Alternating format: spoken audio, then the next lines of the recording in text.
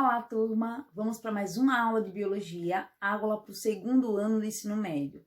Lembrando que estamos usando o módulo 3 do livro. Vamos começar com um assunto novo. Na aula passada, a gente viu o assunto nutrição. Vimos todo o sistema digestório, passei atividade para vocês sobre esse assunto. Agora já vamos partir para o próximo. Esse outro assunto, que seria respiração, vai ser dividido também em dois momentos, ok? Na aula de hoje eu vou falar um pouquinho dos órgãos. E na próxima aula eu vou falar os diferentes tipos de troca gasosa. Então peço que vocês prestem bastante atenção, esse assunto é muito simples, vocês já viram ele sendo abordado lá no 8º ano, acredito que não vão lembrar de tudo, mas vão lembrar de algum detalhe, ok? Então todo mundo prestando atenção agora, de preferência, peguem o livro de vocês, de preferência não, é muito importante, que vocês façam algumas marcações, ok? Em relação ao assunto, para não precisarem perder tempo em ler tudo de novo quando precisar. Vai lá só naquelas palavras-chave que estão destacadas já. Vamos lá iniciar então nossa aula. A gente tem aqui, ó, uma demonstração do processo respiratório, que seria entrada e saída de ar aqui. Então, respiração é o processo pela qual o oxigênio entra e o gás carbônico sai do corpo dos seres vivos. Nesse caso aqui, a respiração pulmonar é a respiração dos seres humanos. Vejam que eu vou estar sempre colocando algumas imagens mais interativas com vocês, ok? Vamos lá. Nosso próximo slide, eu tirei um recorte lá do livro de vocês, para vocês destacarem também, perceber quais são os trechos mais importantes. Vamos lá. Vou sair um pouquinho da frente para focalizar melhor para vocês. Ó, os animais extraem energia dos nutrientes pela respiração celular, que é um processo de obtenção de ATP.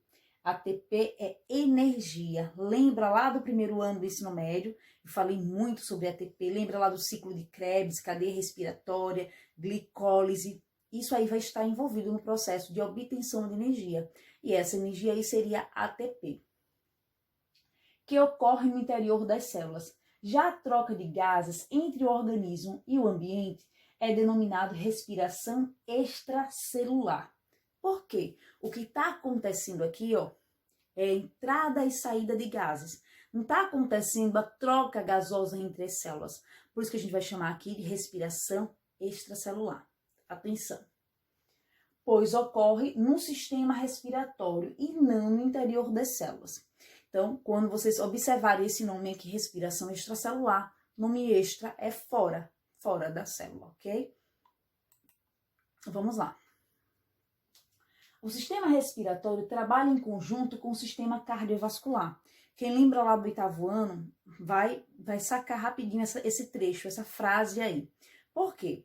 Porque para que aconteça a troca gasosa, quem vai levar os gases importantes no processo de respiração, que seria aí o gás oxigênio, que vai ser absorvido pelas células, e as células vão liberar gás carbônico. É importante que aconteça esse fluxo de sangue normal, porque quem vai transportar aí vão ser as hemácias. Vai ser bombeado esse sangue com auxílio do coração. São sistemas diferentes, porém precisa da ajuda, ok? Do mesmo jeito, o sistema cardiovascular vai precisar da ajuda, né? Vai ter uma interação aí com o pulmão, é onde vai acontecer as trocas gasosas. Então eles interagem, mas não fazem parte do mesmo sistema. Sistema respiratório, o coração não faz parte do sistema, mas está envolvido. Vamos lá. Que por meio da circulação sanguínea leva o gás oxigênio às células e traz o gás carbônico até os pulmões para ser eliminado do organismo. Podemos dizer o sistema respiratório em duas partes. Perdão, tá errado, viu? Em duas partes, as vias respiratórias e os pulmões, ok? Vamos agora fechar e vamos ver agora um pouquinho de cada órgão. Primeiro, as vias respiratórias. A gente vai ter aqui, em destaque aquela imagem, a gente tem aqui as narinas, o nariz, que é todo esse conteúdo aqui, ó. A passagem ou cavidade nasal, que é essa abertura, que é essa parte interna, a gente vai chamar de cavidade nasal. Tem o septo aqui, ó, que é essa divisão do nariz, e as narinas, que são esses dois orifícios. Por que respirar pelo nariz é tão importante? Que foi meu aluno do 8º ano, deve lembrar que eu falava sobre isso sempre. A importância de se respirar pelo nariz é que o nariz tem algumas estruturas que vão auxiliar nesse processo, com a purificação do ar, né? A filtração desse ar. Então, no nariz vai ter pelos e vai ter muco, que seria aquele catarrinho, com a finalidade de reter as partículas de sujeira ou micro-organismos no nariz, para que ele não entre no nosso sistema respiratório. Dá para respirar pela boca? Dá. Por quê? Porque a passagem do ar aqui vai ser a mesma. Em que sentido, professora? A gente tem aqui, ó, a passagem do ar, que pode ser pela boca, ou do nariz, que vai se encontrar. Percebam que aqui acontece esse encontro, tanto que o ar pode entrar ou pode sair da minha boca. Então, esse trecho aqui, que tanto serve para o sistema respiratório como para o sistema digestório também, é chamado de faringe. Por que respirar pelo nariz é importante? Porque ele vai auxiliar no processo de limpeza do ar. Uma outra característica importante é a presença de capilares no nariz. Os capilares vão ajudar a aquecer o ar, ok? Então, já falamos aqui das vias aéreas. Vamos continuar aqui falando agora sobre o próximo órgão. Lembra que eu já falei da faringe. Ele tanto serve para o sistema respiratório como para o digestório, que ele é o encontro entre os dois, ok? Agora vamos falar da laringe. A laringe, que é esse orifício aqui, essa passagem muito curta do sistema respiratório. Lembra quando a gente viu nutrição? Eu já comentei com vocês sobre a epiglote. A epiglote vai evitar com que o alimento ou qualquer outra substância, a não ser ar, entre no sistema respiratório. A gente já viu isso. Agora falando da laringe, que é essa abertura muito pequenininha, a gente tem aqui nessa abertura as pregas vocais ou as cordas vocais. A gente tem aqui, ó, a epiglote que está aqui atrás e a gente tem aqui as cordas vocais. A finalidade dessas cordas vocais é produzir o som. Então, à medida que o ar passa pela laringe, faz com que essas membranas vibrem e assim produz o som, ok? Eu vou ver, eu tenho um gifzinho aí, ó, que legal, gente.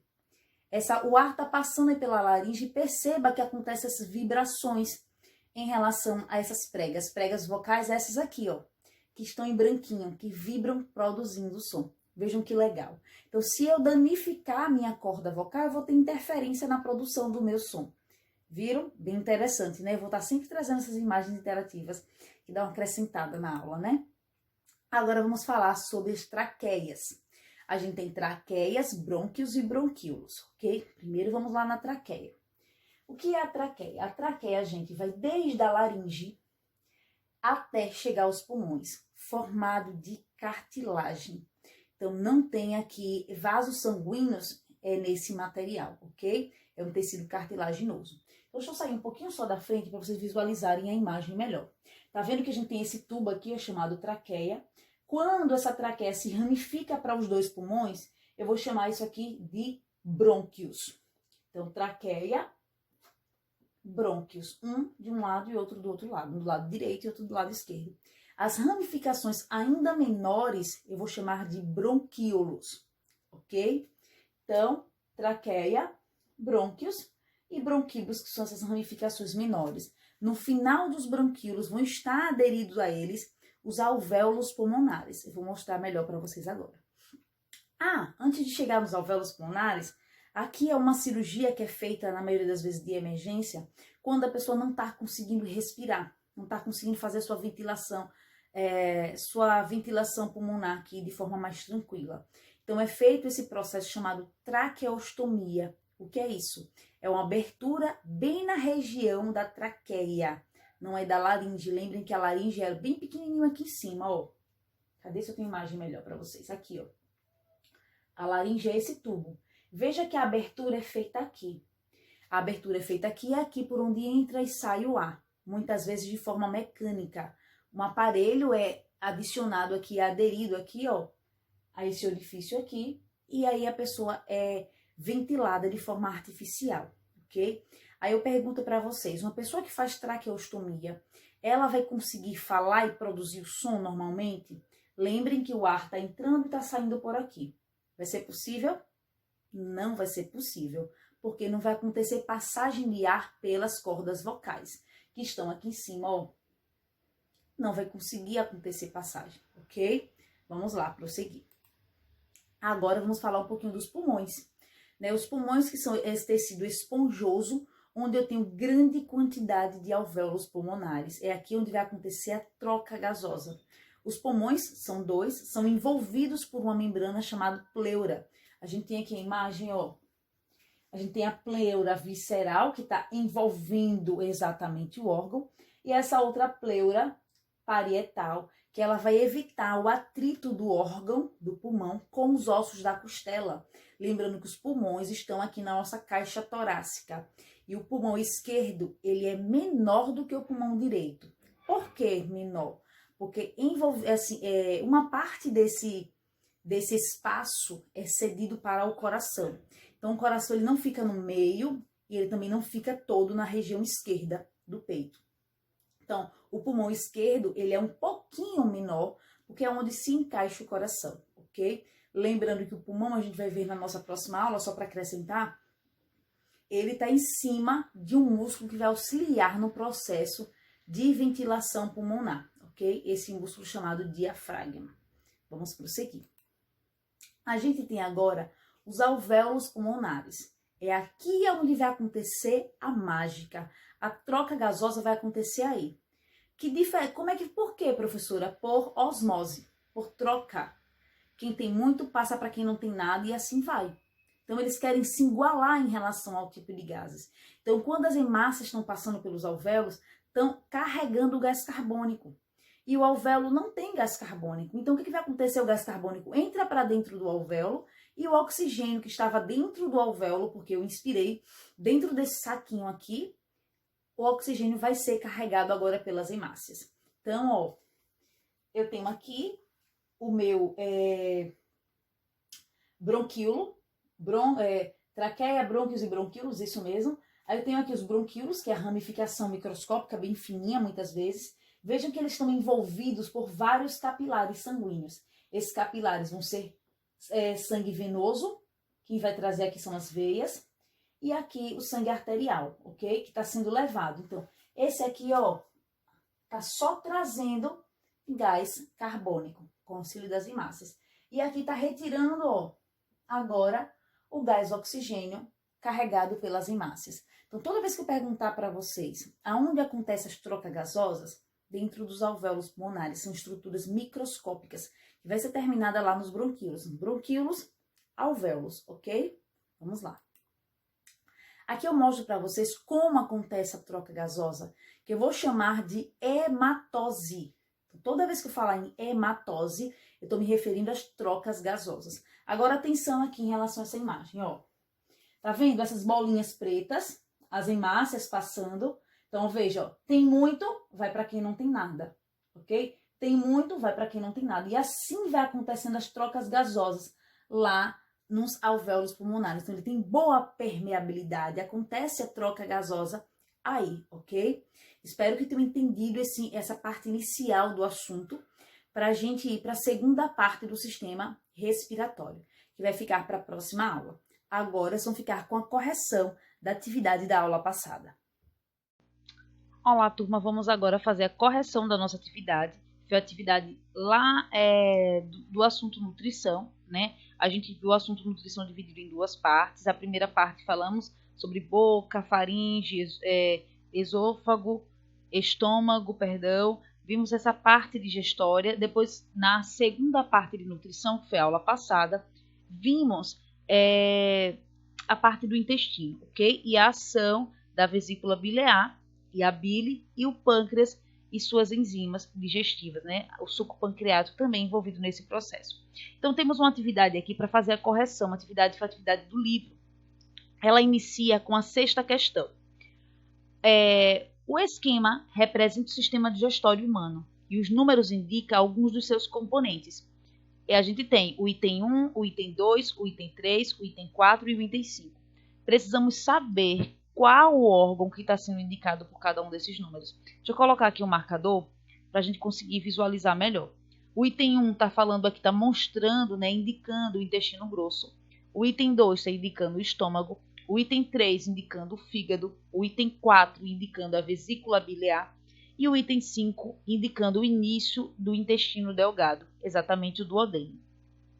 O local onde se inicia a digestão enzimática das gorduras que ingerimos como alimento está indicada pelos números. Quando ele fala aqui, gente, ó, o local onde acontece a digestão enzimática, não vai dizer que seria na vesícula biliar. Aqui é onde vai ser liberado. E ele vai estar de encontrar aqui, ó, com no início do intestino delgado, que seria o duodeno. Então, a alternativa correta aqui é o item 5. Cuidado para não se atrapalhar em relação a isso, ok? Vamos lá. Próxima questão, 7ª. Em relação, entre a remoção de 25 centímetros iniciais do intestino delgado, que seria o duodeno, e a remoção inicial da porção indicada pelo intestino do início do intestino grosso, então tenho dois ambientes aqui. O início do intestino delgado, que seria exatamente o duodeno, e o início do intestino grosso. A cirurgia que mais comprometeria a função do sistema digestório seria qual? Seria o intestino grosso ou o intestino delgado? Vamos lá. O intestino delgado, pois nele ocorre a absorção de toda a água que o organismo necessita para sobreviver. Gente, a função do duodeno não é absorver água. Então, essa alternativa já está errada. Próxima, o item B. O duodeno, pois nele ocorre a liberação de vários sucos digestivos. A gente viu agora na questão anterior. O pâncreas desemboca lá, ok? Próximo, do intestino grosso, pois nele ocorre a maior parte da porção dos produtos do processo digestório. É no intestino grosso que vai acontecer essa absorção de nutrientes aqui, de produtos? Não. A função do intestino grosso aqui vai ser absorver água. Então, essa alternativa também está errada. Próxima. No intestino grosso, pois nele ocorre a absorção de toda a água que o nosso organismo necessita para sobreviver. Em relação a isso, gente, não seria toda a água que o nosso corpo precisa para sobreviver, tem que ser no momento de... A gente tem que ingerir água, ok? Então, não seria essa alternativa. A gente perde água também na liberação de fezes. Então, não seria essa a alternativa verdadeira. Então, uma alternativa também falsa. A alternativa correta aqui seria o item B. Vamos conferir item B, ok? É lá no intestino, lá no início do duodeno, onde vai começar todo esse processo. Próxima questão, 8ª. Essa questão ela é bem interessante. Ele pede para a gente marcar aqui as frases corretas. A gente precisa saber a função de cada uma delas aqui, ok? E que órgão é esse? Item A, a gente está falando aqui da faringe. O item B, a gente está falando do esôfago. O item C, do fígado. E o item D, do pâncreas. Agora a gente vai conseguir relacionar com as questões, ok? Vamos lá. Item 1. A estrutura A indica uma região comum aos aparelhos digestório e respiratório. Essa estrutura aqui, indicada pela letra A, quer dizer faringe, e ela liga tanto o sistema respiratório quanto o digestório, que seria a boca. Então, o item 1 está correto. Item 2. Os alimentos e os líquidos que entram pela boca são levados ao estômago pela estrutura B, pela ação da gravidade? Não. Daqui para cá é a ligação. O esôfago faz essa ligação. Porém, o alimento não vem para o estômago com a gravidade. Ele vem com auxílio dos movimentos peristálticos. Não podem esquecer isso aí, ok? Vamos lá. Próximo item, item 4. Na cavidade bucal ocorre a ação de enzimas como a ptialina, que vai agir sobre o amido, transformando em maltose e destrinas. Essa alternativa está correta. Vai acontecer a ação dessas enzimas que vai fazer a digestão aí do amido. Lembrando que essa digestão vai terminar lá no intestino delgado. 8º item.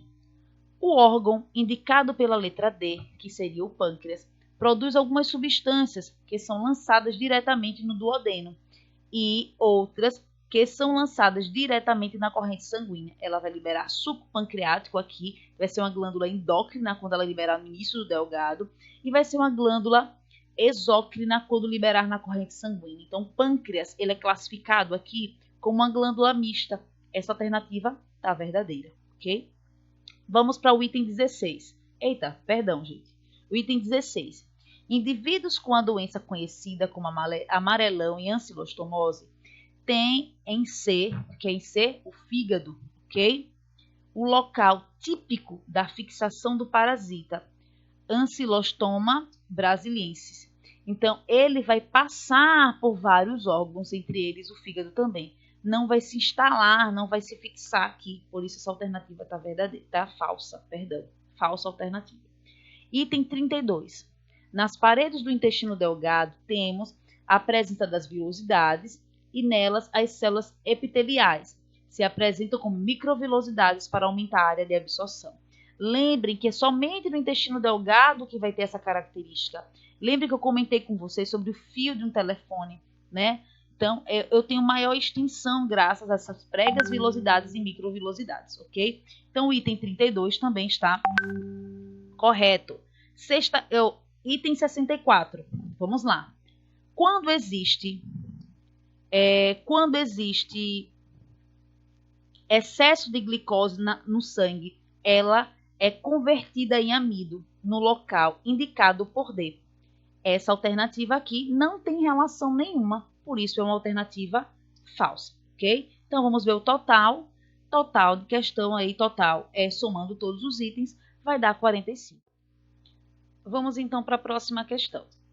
No homem, o processo químico de digestão pode ser dividido em 3 etapas.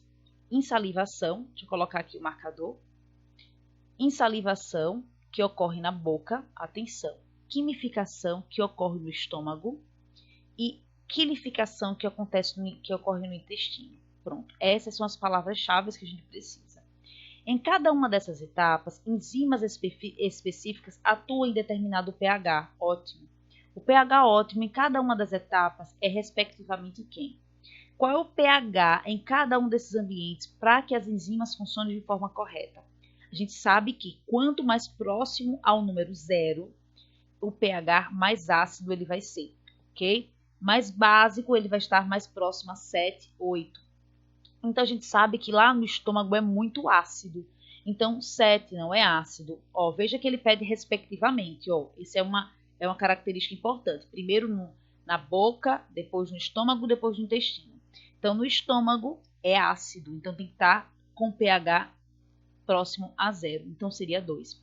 É uma dessas alternativas, mas tem uma pegadinha aí. Na boca, gente, o pH deve estar por volta de 7. Então, a alternativa correta aqui seria a letra B da 9ª questão. Próxima questão, 10ª. É comum as pessoas apresentarem desconforto abdominal ao sentir cólicas, geralmente chamados de dores de barriga.